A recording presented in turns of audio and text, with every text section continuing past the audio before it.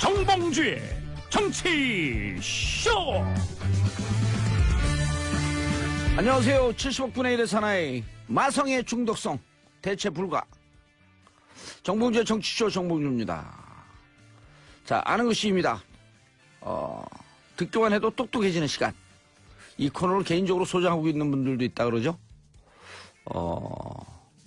강양구 과학전문기자 오늘 만나볼 거고, 저는 잠시 뒤에 우리들의 소중한 친구, 합법적으로 돈 내주는 분들 스폰서 광고 듣고 오겠습니다. 자, 저도 이거 방송을 하면서 많은 걸 배우게 돼요. 강양구 과학전문기자님 인사하시고요. 네, 안녕하십니까, 강양구입니다. 예, 은근히 아는 게 많아요. 나이도 어린데. 저 나이 그렇게 많이 어리지 않습니다. 몇 년생이에요? 40입니다, 41. 41? 네. 그럼 몇 년생이죠? 77년생. 아, 나보다 얼마 나이가 적지 않네. 내가 72년생이니까 5살 어리네, 5살. 또래 친구? 밥 벗삼아라 그냥. 네. 제가 은근슬쩍 이렇게 저랑 묻어가시려고 그러시네. 예, 아니 제가 한타스 12년을 누르고 살기로 했어요. 네. 왜냐하면 마음먹은 대로 세상 가더라고요. 동안이세요. 마음먹은 대로 세상 가니까 그렇게 믿으면 체력이 그렇게 되더라니까요. 동안 인정. 예, 네. 동안 인정. 네. 핵동안. 네. 자, 오늘 뭐 갖고 오셨어요, 근데? 오늘은 예. 김상조 공정거래위원장이 예. 국민 세금으로 네트워크를 만들었는데 몇몇 기업이 아무런 비용을 내지 않고 정보를 싹쓸이하고 있다. 문제다.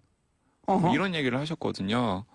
그래서 저희가 너무 일상적으로 우리 국내 기업으로는 네이버, 카카오, 그리고 외국 기업으로는 페이스북, 구글, 그리고 애플, 삼성 등등 이렇게 굉장히 IT 기업들의 서비스를 많이 이용을 하잖아요. 네트워킹 서비스죠. 네트워킹 서비스죠.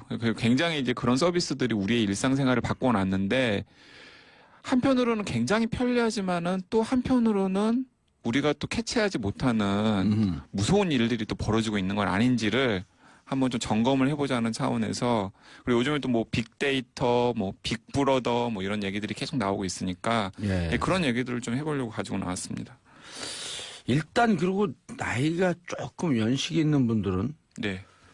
빅데이터 이렇게 하면 주눅이 들어요. 네, 맞아요. 내가 뭔가 좀 이 시대에 뒤떨어져 정보 사회에 잘 적응 못하는 거 아니야? 뭘 잘 모르고 있는 거 아니야? 빅데이터란 뭐지? 빅데이터는 그리고 토론에서 네. 빅데이터에 따르면 딱 괜히 신뢰가 가고 얼어버리죠, 그래요. 상대방이 얼어버리죠. 이게 뭐 있어, 네. 하고.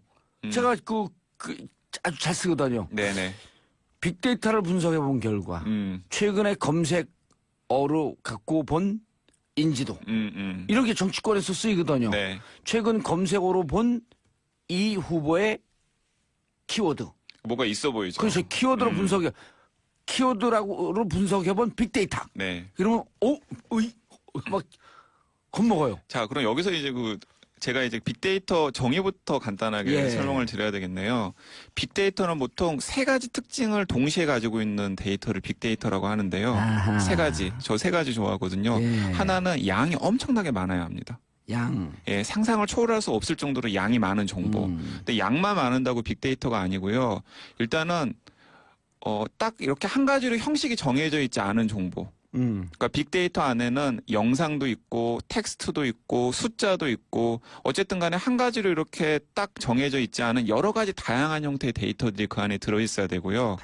다양한. 그리고 세 번째는 그 데이터가 축적되는 속도가 굉장히 빨라야 됩니다. 그러니까 이런 3가지 조건을 다 충족하는 것을 빅데이터라고 해요. 그러니까 예를 들자면은 저희 애청자분들 페이스북 많이 이용하시잖아요.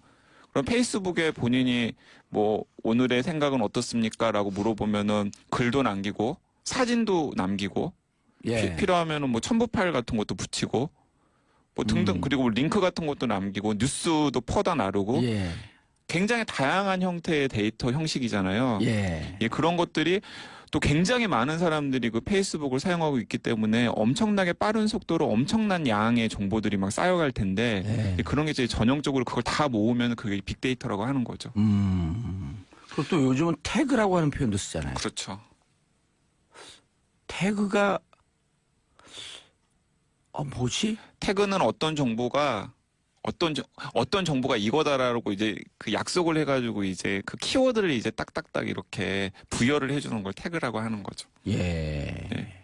근데 이렇게만 하면은 뭐 좀 약간 그럼 그래도 이제 이 학술적인 정의긴 한데 감이 안 오실 것 같은데 오히려 그냥 빅데이터로 무엇을 할 수 있을지를 설명을 해주는 게 훨씬 더 도움이 될 것 같습니다. 예. 한 가지 많이 얘기가 되는 좀 충격적인 사례를 하나 얘기를 하자면은 그 미국에 가면 타겟이라고 하는 우리나라 이마트 같은 유통업체가 하나 있거든요. 타겟.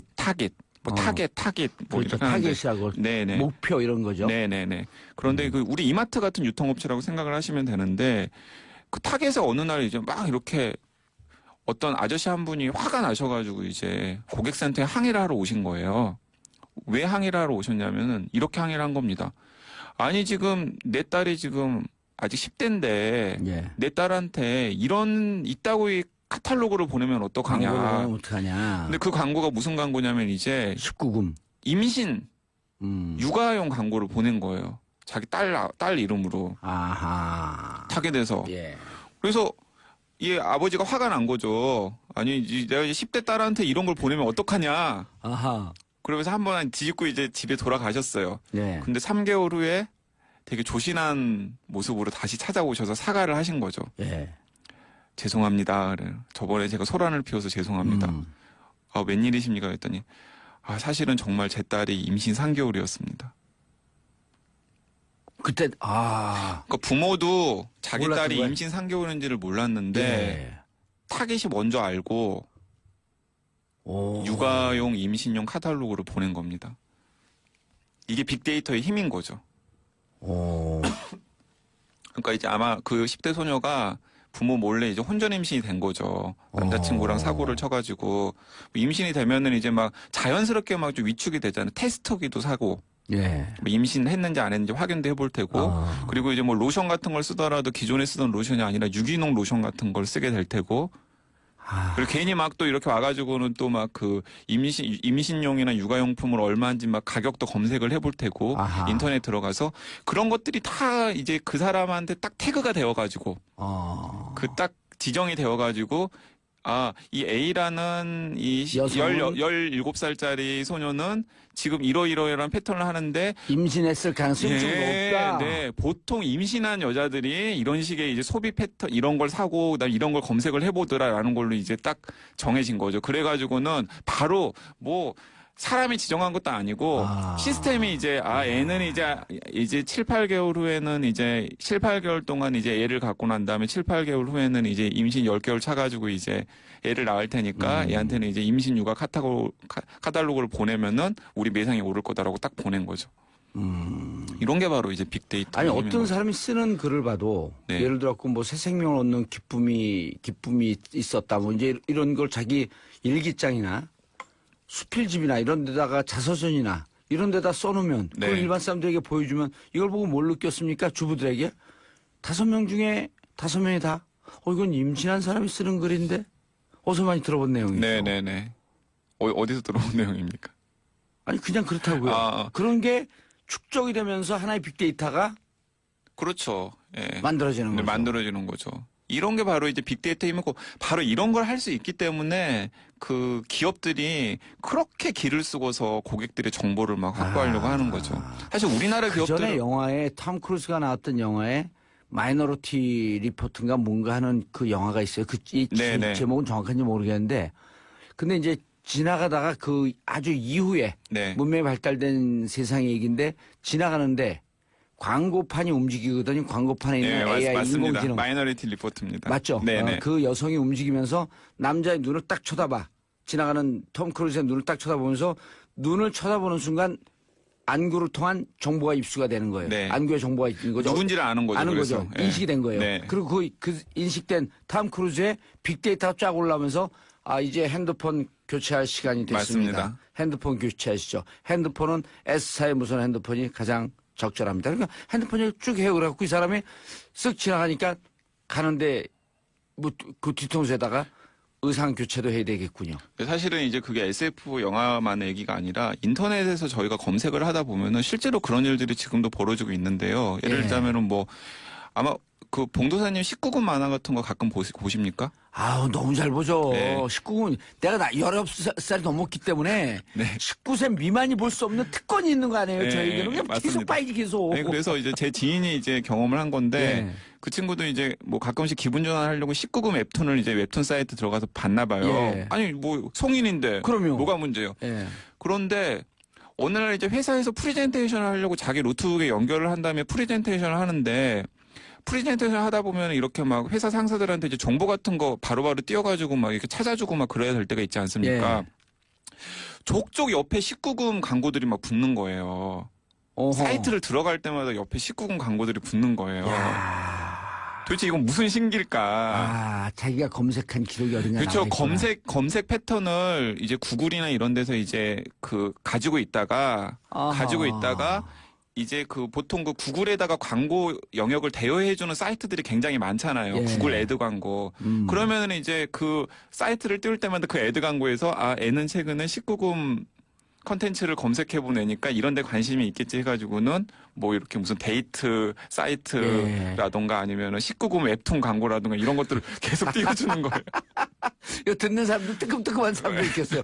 빅데이터가 이렇게 얘기하고 있는 아니, 것 같아. 그리고 이제 좀- 지난밤에 너가 뭐 한지 다 알고 예. 있어. 아, 이거 좀 고상한 사례라면 아마 이제 요즘에 여름휴가 계획 때문에 예. 뭐 호텔 검색하거나 비행기 표 검색하는 뭐 검색해본 분들 많이 있으실 텐데 정말 신기하게도 구글이나 페이스북이나 혹은 웹사이트를 검색하다 보면 옆에 배너창에 뜨는데 여행, 호텔 가장 값싼 호텔을 찾으십니까? 예. 라부터 시작해서 뭐 무슨 뭐 사이판 3박 5일 뭐 특가 뭐 예. 이런 광고들이 계속 뜨는 걸 다 경험을 하셨을 거예요. 예.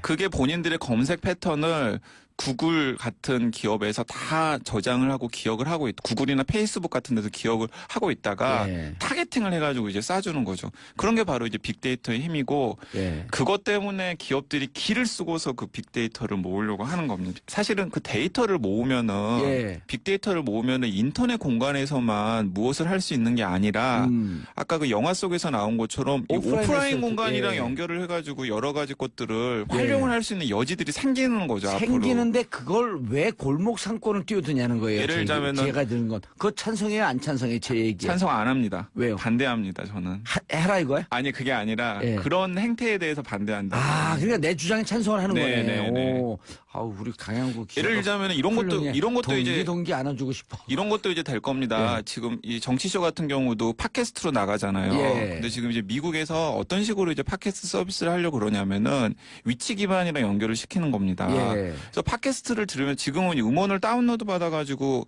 팟캐스트를 듣잖아요. 예. 근데 예를 들어서 그게 아니라 스트리밍 서비스가 잘 되면 예, 지금 잘 되고 잘 있잖아요. 되고 있잖아요. 예. 그러니까 스트리밍 서비스가 잘 되면은 그 스트리밍을 이제 핸드폰으로 들고 다니면서 듣다가 아니면 차를 타고 다니면서 들다가 갑자기 어느 순간에 정치쇼가 딱 멈추고 나서 예. 지금 여러분은 무슨 병원 앞을 지나시고 계십니다.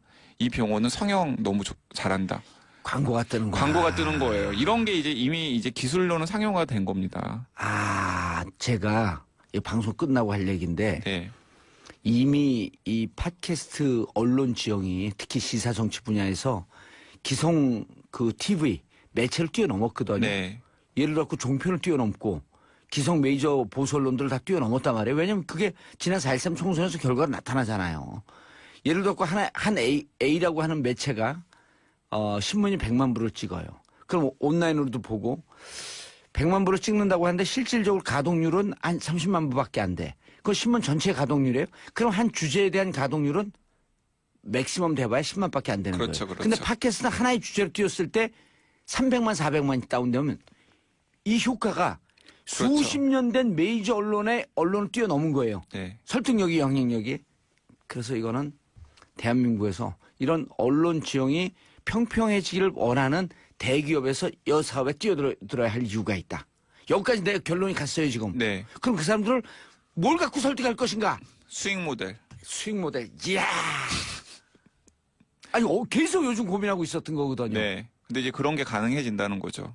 그러니까 그게 이제 빅데이터랑 연결이 되면 훨씬 더 임팩트가 세질 테고. 이야. 예를 들어서 대기업이 거기에 뛰어들면은 정말 장난 아닌 시너지가 생기겠죠. 근데 그게 사실 그 새로운 사업계가 될 수도 있지만은 많은 분들 같은 경우는 자기의 프라이버시를 좀 포기하는 겁니다. 예를 들자면은 자기의 동선이 계속 파악이 되고 있는 거니까. 스트리밍으로 듣게 되면. 스트리밍으로 근데 듣게 어쩔 수 되면. 없잖아요, 이거는. 그렇죠. 이제 거기서 저희가 거기서 정치가 개입을 해야 되는 겁니다. 그렇죠. 예, 그러니까 어느 선까지 우리의 못 가게. 어느 선까지 우리의 프라이버시를 포기하고 어느 선까지 우리가 우리의 프라이버시를 지킬 것인가. 아니 제가 음험한 생각, 오늘 19금 때문에 음험한 생각을 하지만 지나가다가 이거 팟캐스트를 듣다가 오늘은 어디 호텔을 들어갈까? 그러니까 호텔 정보가 쫙 뜨는 거야. 너무 아니 근데 이제 그게 이제 문제가 되는 게 여태까지는 너무 그 빅데이터 기업들이 통제를 안 받았던 것 같긴 합니다. 왜냐하면 한 가지 예를 들자면은 2011년에 이제 오스트리아에서 있었던 일인데 그 막스라고 하는 청년이 저희랑 지금 똑같은 문제 의식을 가진 거예요. 그래서 페이스북에다가 야 네가 지금 나에 대해서 축적하고 있는 모든 데이터를 다 확인시킨 다음에 돌려줘. 라고 한 겁니다. 소송을 건 거예요. 오호. 근데 먼저 요구를 했겠죠. 근데 페이스북이 싫어. 이건 네 데이터가 아니라 우리가 쌓은 거니까 우리 데이터야. 라고 얘기를 한 겁니다. 페이스북에서 이렇게 대답했겠죠. 너 우리한테 돈도 안 냈잖아, 한 번도. 근데 그러면서 페이스북 잘 사용했잖아. 그러니까 네가 그동안 쌓은 데이터는 우리 데이터야. 라고 얘기를 하고. 그래서 이 막스가 이제 연락가지고 이제 언제 일어났던 소송을 일이라고요? 2011년에 2011년 소송을 건 거예요. 젊은 청년이. 네, 그래가지고 똑똑하네. 2년 동안 법정 공방을 벌인 다음에 결국에는 유럽이 아무래도 이제 약간 시민들의 권리 이런 걸 좀 더 그렇죠. 약간 그쪽에 또 손을 들어주잖아요. 그래서 페이스북이 아니라 그 막스 편을 들어준 겁니다. 막스가 이겼어요. 그러니까 이제 뭐 소송이 졌으니까 어쨌든 페이스북에 애따 가져가라 하고는 CD에다가 담아가지고 줬는데 어마어마한 정보예요? 1200조. 1200? A4 용지로 1200조. 그 정보를 갖고 있었던 거예요? 막스 한 사람에 대해서 1200쪽의 정보를 페이스북에 가지고 있었던 거예요. 이거 뭐라 그러는 줄 아세요? OMG. 거기에는 뭐 친구 목록. 강 기자님 OMG가 뭔지 알죠? 오마이갓. 훌륭한 기자야. 친구 목록, 그다음에 그가 퍼다 나른 기사, 본 기사, 클릭한 적에 있는 모든 사진과 페이지, 심지어는 그 옆에 붙어있는 광고까지 다 저장이 되어 있었던 겁니다. 지금 페이스북 하시는 분들은 이미 페이스북이 다 그런 정보들을 다 가지고 있다라는 거죠. 근데 그게 그냥 1200쪽이요? 네. A4 용지로? 네. 지금 페이스북 하시는 분들, 이건 2011년 상황입니다. 2011년. 지금으로부터 6년 전 상황이고요. 상황. 지금 여러분들의 정보는 페이스북에 약 12,000쪽의 정보가 축적이 되어 있다고 보시면 봐도 무방합니다. 그러니까 제가 이제 뭐 페이스북이나 뭐 구글이나 이런 얘기를 자주 했던 게 많은 분들이 이제 국정원의 감시, 정부의 사찰, 이런 건 되게 걱정을 하시고 지금 이제 민간 기업의 사찰. 그리고 심지어 민간 기업은 사찰도 아니야. 본인이 갖다 바쳐. 정보들을 본인이 편리하니까 본인들이 막 갖다 바치잖아요. OL이 누구죠? OL? 조지 OL 1984. 조지 OL의 빅브라더 1984. 모든 TV를 통해서 날 감시하고 있고. 근데 이제 빅브라더는 이제 약간 좀 이렇게 약간 압제적인 이미지가 있는 건데, 독재자 이미지가 있는 건데, 이 페이스북이나 저기 뭐 부드러운 빅브라더인 거죠. 보이는 빅브라더인데 그 사람도 어디에 꽂혀 있냐면 너가 오늘 얼마를 버는 줄 알았기 때문에 돈을 버는 것도 알아요. 급여도 알아. 그러니까 너 소비 패턴이 요 정도쯤에서 예를 들어갖고 연봉 한 5, 6천 되는 분에게 슈퍼카를 사라고 광고해봐 의미가 없잖아요. 이분들에게는 지금 그랜저를 타고 있어. 그러면은 약간 고급의 수입차로 전환하고 싶어하는 그 시점에 수입차 광고가 땅 터지는 거야. 맞아요. 이야, 저도 약간 천재 같죠.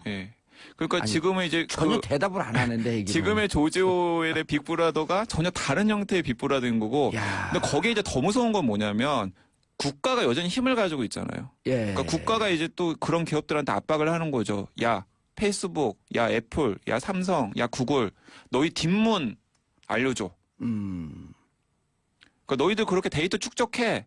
근데 너희들만 가지고 있으면 안 되지. 우리도 활용할 수 있게끔 뒷문 가르쳐줘. 누가요? 백도 정부가.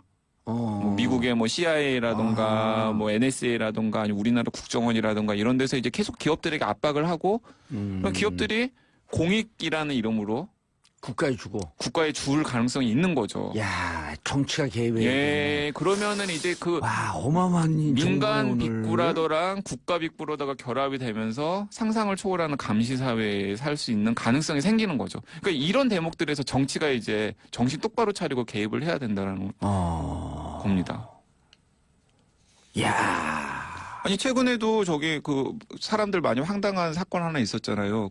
자유한국당의 민경욱 의원이 시민들이 항의를 보냈는데 항의 문자 보내니까 아무개 씨 이런 문자 보내지 아니에요. 마십시오. 이름을 딱 보내. 네, 강양구. 네. 그다음 뭐라고 보낸 줄 알아요? 놀랬지. 놀랬어요? 그러니까 그게 정말 그런 것도 이제 앱이 있다면서요. 네, 법의 사각지대인데 이제 땡 앱이라고 하는 이제 앱이 있는데 그 앱을 사용하면은 이제 작은 글씨로 고지를 해요. 작은 글씨로 고지를 하는데 그 앱을 사용하는 순간, 그 앱을 까는 순간, 그 앱을 깐 핸드폰에 있는 모든 정보가 그 앱의 중앙 서버로 다 넘어가는 거예요. 예. 그러니까 여태까지 민경욱 의원이랑 번호 주고받은 모든 사람들은 자기 정보가 다 땡 앱이라고 하는 중앙 서버로 다 넘어가서 모든 사람들에게 공개되었다라고 생각을 하면 되는 거죠. 예. 민경욱 의원이 이렇게 보냈어요. 막 항의하니까 누구누구 씨. 그리고 놀랐죠. 그 다음에 이게 사찰일까요?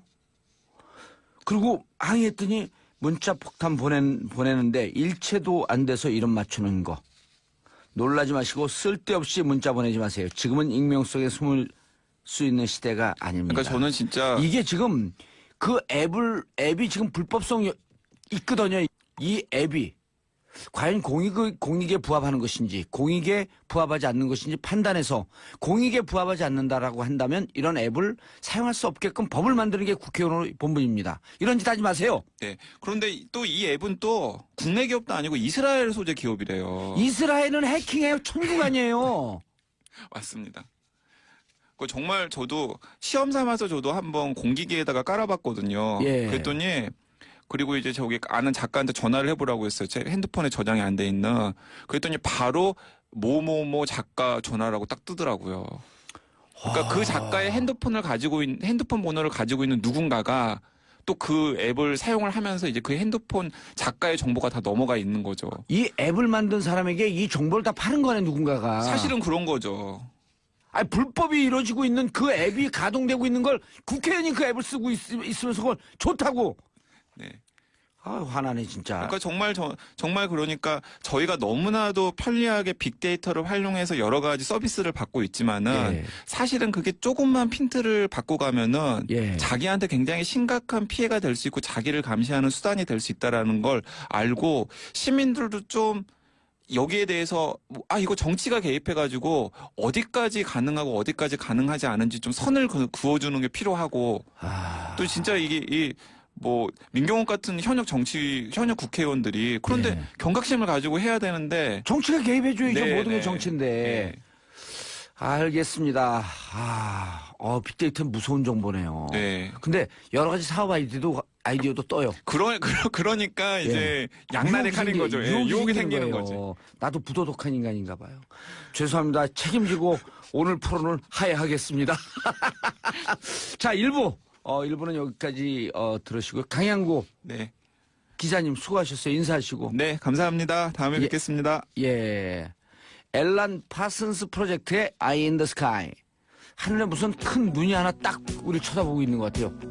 아마 이 노래와 좀 상황에 맞을 것 같아서 노래 듣고 저는 2부에 다시 돌아오겠습니다. 정봉주의 정치쇼 토요일 2부 돌아오겠습니다. 자, 뉴스보다 떠오른 영화 이야기, 영화보다 더 재밌는 정치 이야기, 오동진의 뉴스 영화. 안녕하십니까. 인사하세요. 네, 오동진입니다. 네. 이렇게 소개하는 데가 없죠. 그렇죠. 네. 그래서 유니크한 The best in the world. 저도 흥미롭습니다. 예. 와갖고 아무 얘기도 안 한 것 같은데 상당히 많은 내용이 남아있고. 네. 기억을 확실하게 시키기 때문에. 예, 그리고 이걸 보고요. 제가 영화를 봤잖아요. 네. 그게 재밌어요. 그리고 그 늘 영화를 보시더라고요. 저는 그 바쁘신 와중에서도. 그럼 매주 네. 한 편, 내주 네. 두 편. 네. 이번- 옥자도. 예? 옥자. 옥자 못 봤어야지. 옥자는 아직 못 옥자 못 봤고 아니, 이번 주에 어제 열렸으니까요. 그렇죠. 네, 네. 그 금요일 날 오픈했나요? 아니 목요일 날 했나요? 목요일 날 했죠. 그저께죠 이게. 네, 네, 예, 네. 오늘이 지금 토요일이니까. 그렇죠. 네. 그리고 그 어제가 아니구나. 네. 지난주에는 악녀를 봤고요. 아, 보셨어요? 예, 악녀를 네. 봤고 오늘 그 얘기 좀 할 텐데. 예, 오늘 저녁이나 내일은 저거를 봐요.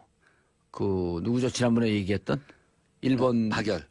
네. 아나키스트. 네. 예. 아마 좋아하실 거예요.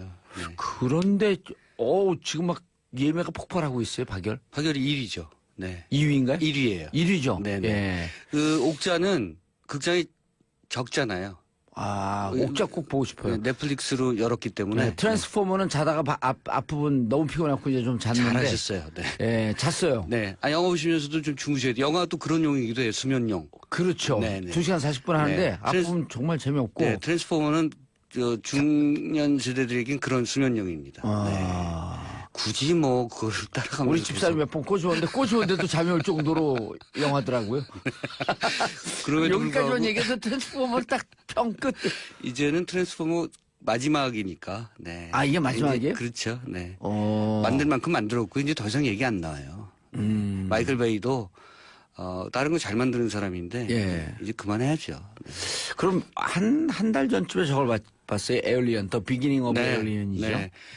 커버넌트. 예, 네. 커버넌트. 그러니까 네. 에일리언이 어떻게 생기기 시작했는지. 네. 그 이제 처음 얘기를 해주는데 영화 끝 부분이 이런 얘기 기분 안 좋았어요. 우리 그냥 숫자석에서 기분 더럽다 진짜 이런 표현일 정도로 전체 반전으로 사기를 친 거예요 영화를. 기분 나쁘 죽는 줄 알았어요. 그런데 우리 영화 얘기하려고 네. 만났잖아요. 네, 오늘. 네, 근데 네. 영화와 정치가 무관하지 않잖아요. 네, 정치판 영화판. 정치판 영화판. 네. 영화를 만드는 거나 정치를 하는 거나 또 영판, 영화 정판. 네, 영화 속 얘기나 정치 속 얘기가 거의 비슷해요. 도찐 개찐. 네, 정치판 영화판. 한자 붙이는 거 없다고 제가 말씀드렸죠. 예. 무영판 이렇게 안 하고 무영계, 미술계 이렇게 얘기하죠. 미술판 이렇게 얘기 안 하고. 영화판이죠. 네. 정치판도 얘기하죠. 정치판도 정치계, 정치판 이렇게 얘기하지만 예. 예를 들면 국제 관계 이렇게 얘기하지 국제판 뭐 이렇게 이렇게 얘기 안 그렇죠. 안 하죠. 예. 네. 영국 한 기자가 네. 한국인의 강점, 무서운 점 하면서 이런 얘기를 한 적이 있어요. 이게 이제 약간 비어 같기도 하면서도 이제 네. 소개를 꼭 해야 되는데 한국 사람들은 강대국 사람들한테는 놈자를 붙이고, 아하. 예? 네. 아하. 약소국 사람들한테는 사람이라고 한다. 인도 사람, 아하. 인도 사람. 네. 필리핀 사람. 그렇죠. 근데 중국, 네. 예, 일본, 미국. 네. 네, 이렇게 한다는 거예요. 네. 네? 어저께도 택시 기사분이 저한테 똑같 얘기를 했거든. 미국, 네. 일본. 그렇죠. 네. 근데 그걸 영국 기자가 관찰한 거예요. 아하, 그런데 네. 아프리카 이러질 않는다는 네, 거예요. 네, 아프리카 네. 사람, 네네. 남아공 사람. 네, 가디언지 같네요. 그래요? 그럴 것 같아요, 느낌이. 그러면서 한국 사람들은 어느 나라 강대국 국민을 만나도 주눅이 들지 않고 자기들이 제일 세다고 생각한다. 근데 일부에서 태극기 들고 나가면서 성조기 같이 들고 나가는 이런 또 추세도 있기 때문에 예. 그런 사대주의 근성은 또, 네. 그 미국 사람들이 물어봤어요. 제 친구가. 근데 왜 들고 나오냐고. 야, 우리나라 성조기 그거 왜 들고 나가는데? 그래서 설명이 안 되니까. 내가 네. 그랬어요. 가서 네가 물어보려. 그랬더니 그럼 한국까지 가야 되잖아. 물어보면 되게 좋아할 텐데. 그렇죠? 그러니까 네, 그 사람들이 그러겠죠. 네. 영어를 못 알아듣니까 네. 얘 뭐래니? 아직도 저 대한문 앞에서 그런 거 제가 봤어요. 네. 그럼요. 네. 그 이런- 태극기만 보면 요즘 집에 어느 날 술 먹고 들어갔는데 3월 1일 전인가요? 태국 6월 6일 전인가요? 태극기를 달아야 되는데 그 이제 또 아줌마가 이렇게 꺼내놓는데 저녁에 2시에 방바닥에 태극기가 널려 있는 걸 보고 펼쳐놓은 걸 보고 깜짝 놀란 거예요. 여기 누구 우리 그분들이 들어와 계신가 그러고 그러니까 이게 무슨 저 살다가 태극기 보고 네. 놀란 건 처음이에요. 이게 무슨 부작용입니까? 그러니까요. 네. 오늘 자. 제가 그 비슷한 어떻게 연결돼 있는 것 같아요. 오늘 다큐멘터리인데요. 예. 직지 코드 개봉했거든요. 6월 28일 날 개봉했습니다. 직지 코드요? 네. 영화 제목이 직지 코드예요? 네. 직지. 직지. 네. 직지 심체 요절. 이게 저는- 무슨 뜻이에요? 직지 심체 요절? 그러니까 이제 선불교의 경전 같은 걸로 제가 알고 있습니다. 저도 이거 내용을 읽었는데 예. 이 선불교 쪽은 내용을 읽어도 이게 뭔 얘기인지 보통 선하면 사람들이 잘 이해를 못하는데 참선할 때 네. 그 선불교라고 그렇죠. 하면 그러니까 좀 선문선답이라 그러잖아요 네. 우리가. 나는 너고 너는 나고 뭐 이런 거. 사는 산이요 물은 물이로다. 그렇죠. 네. 어? 그 요체를 담고 있는 게 이제 직지심체 요절이죠. 근데 바람이 나를 스쳐 지나가는 건지 내가 바람을 스쳐 지나가는 건지. 호전몽. 예. 네. 내가 나비 꿈을 꾸는 건지 나비가 내 꿈을 꾸는 건지. 그렇죠. 그거는 장자인데. 네. 어쨌든 뭐 그런 얘기. 그래서 어떻게 보면 누군지 모르겠는데 우리 머릿속에 철학이 많아갖고 9시 그 꿈을 꾸고 나서 그 꿈의 얘기를 한 게 구운몽이라는 거 아니에요? 그렇죠. 그러면서 이제 네. 그 들어가 있는 뜻은 지금 내가 살아있는 것이 꿈을 꾸는 건지 꿈에서 꾼 꿈이 진짜 세상인지. 그렇죠.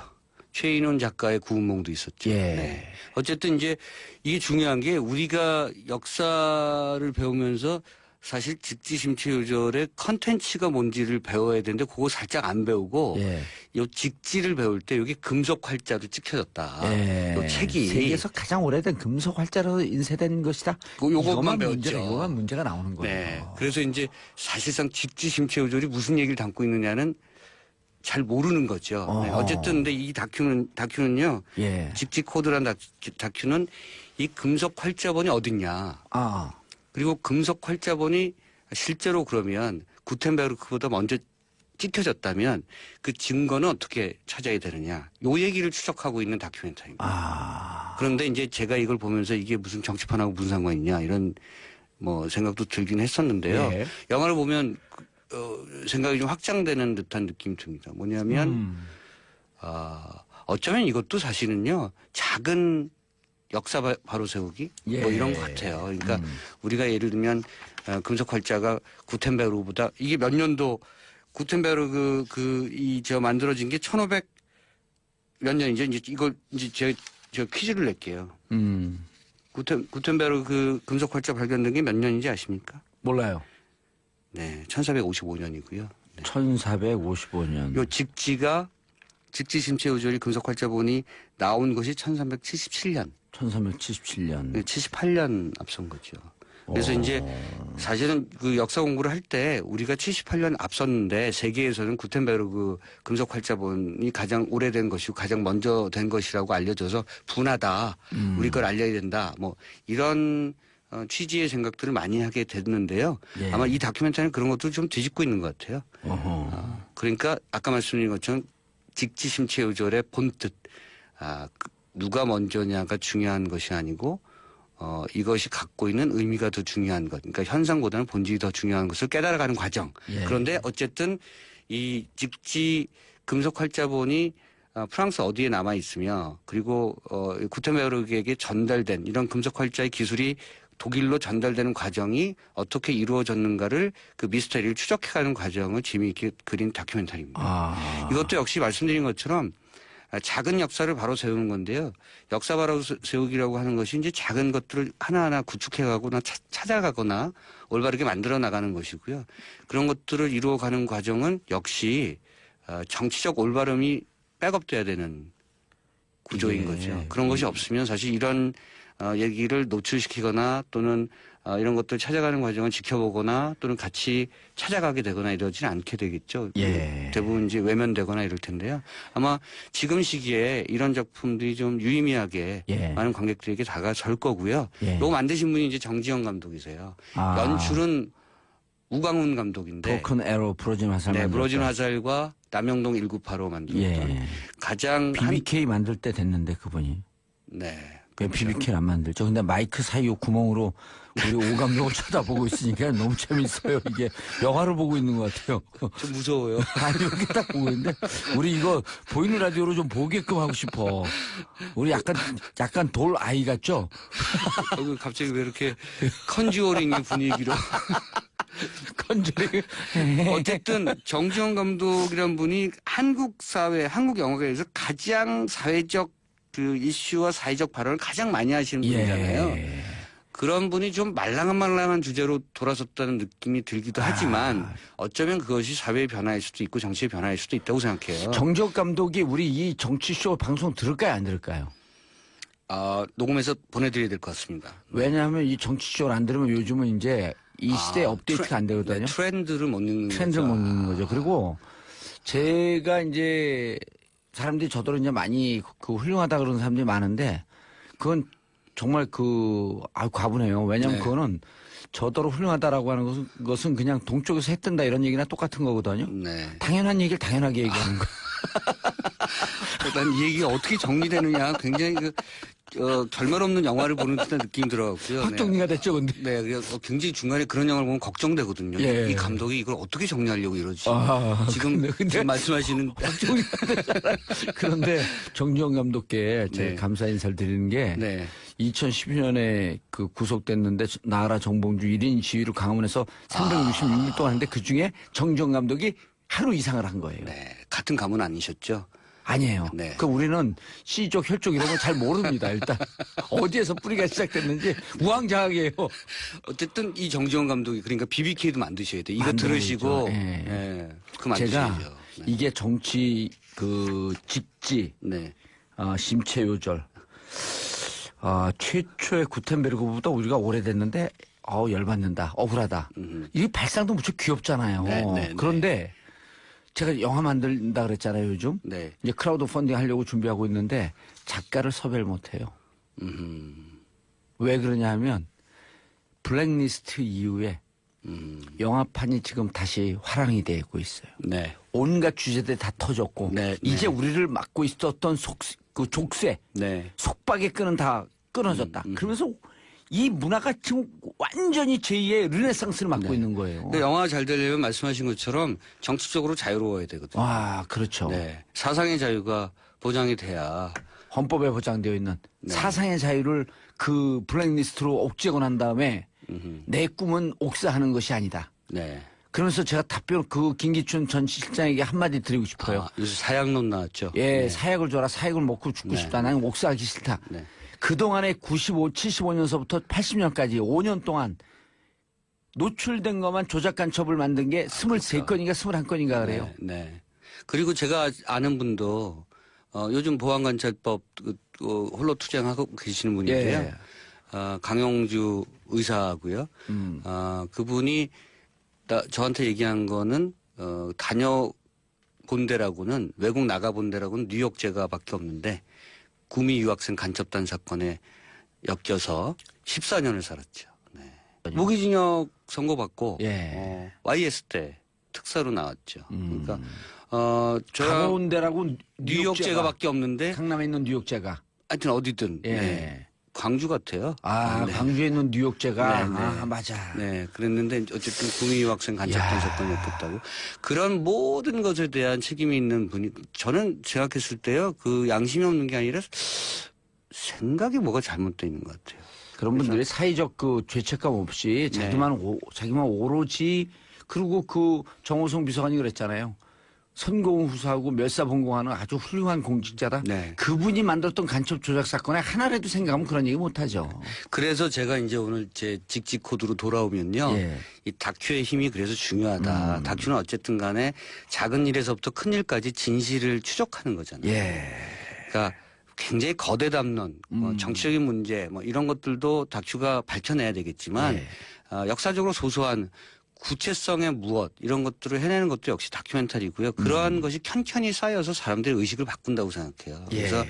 한국 사회에서 또 한국 영화계에서 극영화, 옥자 같은 극영화도 잘 돼야 되겠습니다만 이런 직직 코드 같은 다큐멘터리도 고정적인 영화 팬층이 많이 예. 찾아봐 주시는 것이 좋다고 생각해요. 그게 찾아봐 주는 이렇게 수혜적인 것이 아니고 예.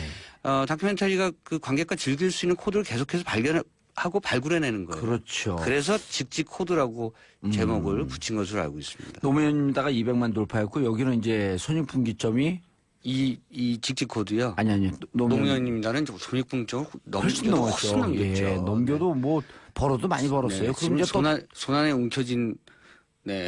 황금만 해도 그러니까 더 좋은 영화 이제 만들 거고 네. 중요한 건 이 직지 코드는요, 재미있는 게 중간에 로마에서 찍은 그 다큐멘터리 분량, 모든 카메라, 모든 요새는 디지털 코드잖아요. 디지털 보관이잖아요. 그러니까 이 필름이 아니고 그걸 다 소매치기 당한 거죠.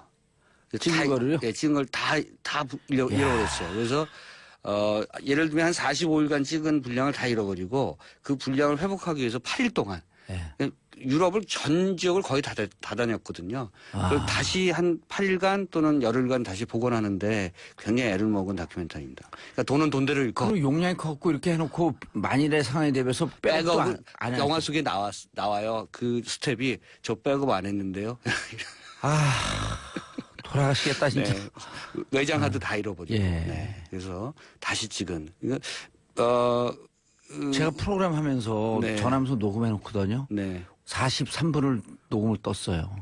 근데 녹음을 누르고 다시 끄는 걸 눌러놓고 43분이 녹음이 된 줄 알았어요. 근데 그분한테 다시 합시다 어떻게 해요? 그러니까. 그걸 기억을 했고 메모를 하니까 43분 날아간 것도 그렇게 안타까운데. 그렇죠. 원고 쓰고 나서 원고 날렸을 때 그 느낌하고 비슷한 거거든요. 그거보다 더 큰 거겠죠. 어쨌든 직지코드는 그러한 여러 가지 어떤 사연을 갖고 있는 그런 백스토리를 갖고 있는 작품이고요. 특이한 것은 재미있는 것은 이 영화가 어쨌든 추적 다큐멘터리, 미스테리 다큐멘터리라는 겁니다. 이게 어디 있을까 이런 거잖아요. 오 재미있을까? 그렇죠. 그래서 이게 어떻게 고려왕 요때 구텐베르그 쪽으로 요 기술이 어떻게 갔을까? 요 역할을 했었던 사람은 누구일까? 그게 이제 쉽게 말하면 구텐베르크가 여기서 기술을 배워갔을 거다 이렇게 전파된 거죠. 오호. 그게 중간에 사람이 있었던 거죠. 그게 이제 그 원나라 시절에 중국에 왔던 프랑스 사제단 이런 사람들이 그 원나라와 당시의 고려 말기가 이제 가까웠으니까. 왜냐하면 결혼했잖아요. 그래 가까웠기 때문에 요 교류 관계에서 금속 활자의 기술이 원나라로 갔을 것이고 요 사제를 통해서 독일로 갔을 것이다. 독일로 갔을 것이다. 근데 이제 그 경로가 어떻게 될 것인가를 증거를 찾아야 되죠. 그거를 말이죠. 정지영 감독이나 오동진 평론가, 정봉주 이 우리 셋 중에 한두 명 정도는 그때 이것을 전파한 사람이 맞아요. 왜냐하면 그 사람들이 환생했고 여기까지 온 거거든요. 불교의 인연법에 따르면 그때의 그 인연으로 우리가 지금 이 얘기를 하고 있는 거예요. 저 지금 또 걱정하고 있었잖아요. 이야기 어떻게 정리해야 될까? 우리는 사제였었어요. 독일에서 온 사제였었어요. 오사제. 이거를 독일로 가져가시지. 결국은 우리 봉도사님께서 영화 한 편을 찍긴 하실 것 같아요. 영화적 상상력이 계속 날로. 근데 결론을 못 맺을 것 같은데 나 결론을 맺죠. 제 결론은 간단해요. 마지막에 곤란하면 그냥 깔때기로 딱 가버리면 돼요.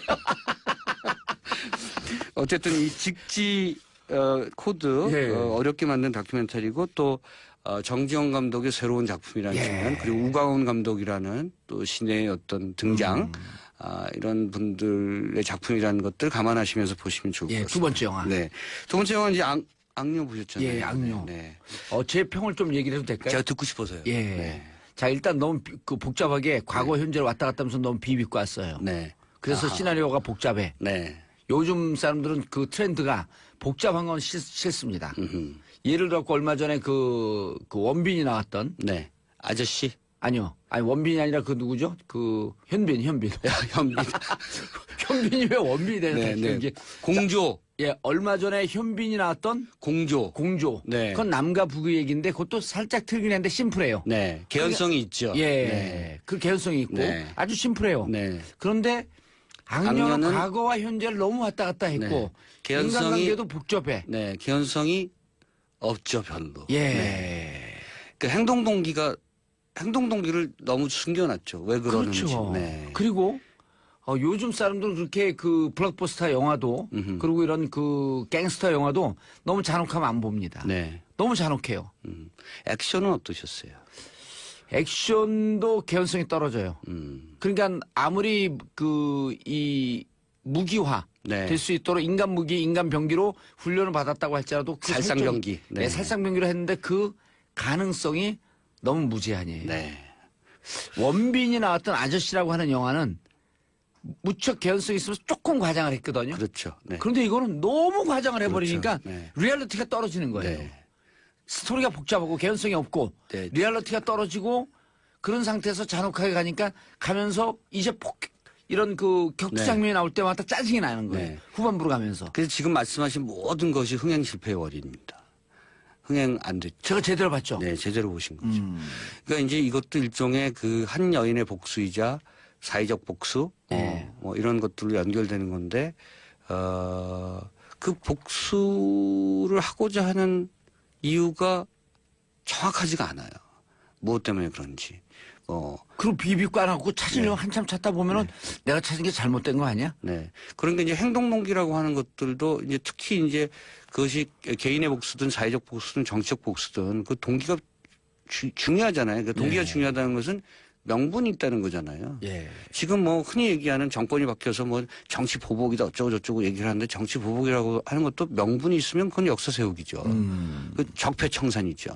내부자들 같은 경우는 아주 그 오락적 요소가 강한데 네. 의미가 있었어요. 메시지가 네. 있었거든요. 네. 적폐청산이었단 말이에요. 그것도. 그렇죠. 그러니까 검찰 개혁이었고. 네. 그러니까 악녀가 그런 측면에서 그 대중들의 공감을 얻지 못하는 부분이 그런 것 같아요. 이제 명분과 이유라고 하는 것들을 정확하게 사람들이 체득하지 않으면 그리고 그것을 캐치하지 않으면 의미를 찾지 않거든요. 투자 많이 그 투자가 많이 된 것 같은데 영화가 투자 많이 됐죠. 제작비 많이 들어갔죠. 제작비 많이 들어갔죠. 상업 영화고요. 그리고 이제 액션 그 장면들 같은 경우는 대단히 잘 찍은 장면이고 대단히 잘 찍었다는 것은 그만큼 정교하고 노련하게 많은 장비와 조직과 인력과 뭐 비용이 들어갔다는 얘기거든요. 물론 이제 이 영화를 만든 감독이 그 스턴트맨 출신이고요. 그래서 워낙 그런 액션을 잘 찍는 내가 살인범이다라는 영화를 찍었을 때 그 오프닝 시퀀스가 워낙 화제를 모았을 만큼 그 액션 장면을 잘 찍는 감독입니다. 근데 너무 그쪽으로만 치중한 감이 있었던 거고요. 제가 말씀드리고 싶은 것은 어쨌든 이런 영화가 주려고 하는 한 줄의 메시지 정도는 있어야 된다. 영화가 단순하게 그런 그 액션감과 오락의 어떤 그런 측면들도 중요하긴 합니다만 등장인물들이 해내는 행동 동기의 한 줄의 이유 정도는 분명히 주어져야 되는데 그것이 불분명하다는 것이 악녀의 실패이기도 하고요. 그리고 지금과 같은 시기에 이 영화가 좀 뜬금없는 그런 작품이 된 거죠. 그러니까 시대 정신하고 이렇게 맞아떨어지는 그렇죠. 예를 들었고 정권 교체 시기에 노무현 혐의다가 나오는 거라 검찰 개혁 얘기가 나올 때 검찰 내부에 비리가 터져 나오는 지금 그 한 방송국에서 하는 드라마라든지 이런 게 시대적 공감이 있어야지 영화는 터진다. 그걸 이른바 특히 운칠기삼. 네, 운칠기삼. 운이 따라줘야지 잘 만든 영화도 터진다. 특히 지금 우리나라 같은 경우에는 지금 말씀하신 것처럼 그런 시대정신이라고 하는 것이 얼만큼 영화 속에서 관통되는가 이런 것이 굉장히 중요한 거고요. 예, 시대정신 관통되는 게 무척 중요해요. 그리고 그게 바로 공감을 이뤄낼 수 있는 객관적 환경이 조성이 됐다? 네, 그렇죠. 이런 표현이 우리가 과거에 지금 영화를 얘기하면서 공감을 만들어낼 수 있는 객관적 상황이 조성이 됐다. 이게 정치적 표현이거든요. 사회학적 표현이죠. 그렇죠. 주관적 여건은 아주 미성숙하지만 객관적 상황이 익었다 지금. 무르익었다. 이게 정치적 표현이거든요. 영화를 정치처럼 얘기하는. 동지네. 끝났군요. 아니 마무리가 잘 끝나잖아요. 정치와 영화. 이제는 알겠어요. 영화 정치. 이제는 봉도사님이 끝낼 때 어떻게 가는지 이제 알겠어요. 인사하시죠. 다음 주에 뵙겠습니다. 그리고 이렇게 영화를 정치처럼 잘하는 프로그램 이름이 뭐라고요? 정봉재 정치쇼입니다. 저는 다음 주 월요일 날 10시 30분에 다시 찾아뵙겠습니다. 좋은 주말 되세요. 바이바이.